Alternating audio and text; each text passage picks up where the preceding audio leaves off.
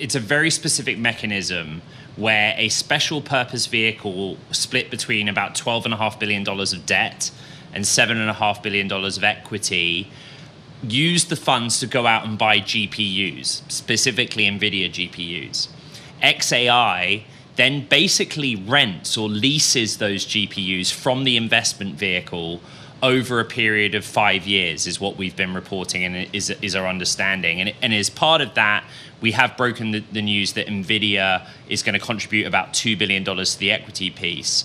But basically what it means is that the investors own the GPUs, they get guaranteed return because xAI has to pay them a fee or a rental fee over the course of the term. But xAI doesn't take all the debt onto its balance sheet. And so this could be a bit of a template, for how these mega infrastructure deals going forward. Where is xAI, Ed, in this AI story here? What's the feeling in the valley? Yeah, it's very hard to place because xAI, and in particular Elon Musk, move very quickly. And they have two specific data centers. One is more complete, Colossus 1. And what we're reporting around this financing is the chips for Colossus 2, which they started building in March.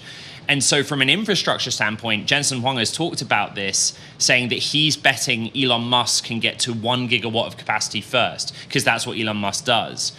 On the actual output side, their large language model and Grok, we don't have as much evidence or data of the user base and usership of Grok, like in the enterprise setting, for example. We don't know about how that particular software that xAI develops is in a competitive environment against like an OpenAI or Anthropic.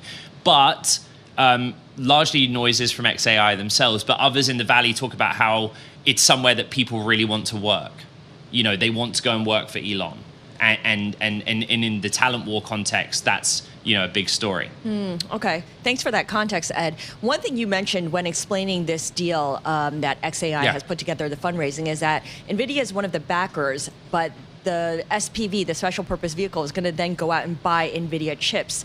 This all feels kind of circular, incestuous, if you want to put it another way. Is this going to create problems? I mean, are people raising their eyebrows over this, that this all feels very like, I'm putting money in so that you can go then buy some of my other stuff? So important. Jensen Huang, the Nvidia CEO, went on another network an hour ago and basically confirmed our reporting that Nvidia was going to participate, that he wished he could have put more money into this, what he called, fundraising. But he also talked about the idea that this mechanism was not traditional venture, and nor is it straight vendor financing. The circular part is the bit that people are most focused on, because on paper it's Nvidia saying, here's $2 billion, which we know xAI is going to use indirectly through the SPV to buy $2 billion worth of Nvidia chips. But Jensen Huang did go on to say in that interview that if you take, for example, the OpenAI deal announced in the last 10 days, that's a $100 billion agreement over many years. And according to Nvidia and Jensen Huang, there is no mandatory requirement that OpenAI use that money. I'm pausing, guys, because we actually have no idea if it's cash. We have no idea if it's just equity. But according to Jensen Huang, it's not mandatory for OpenAI to use the proceeds to buy Nvidia gear. They are free to go out and do other deals like they did with AMD.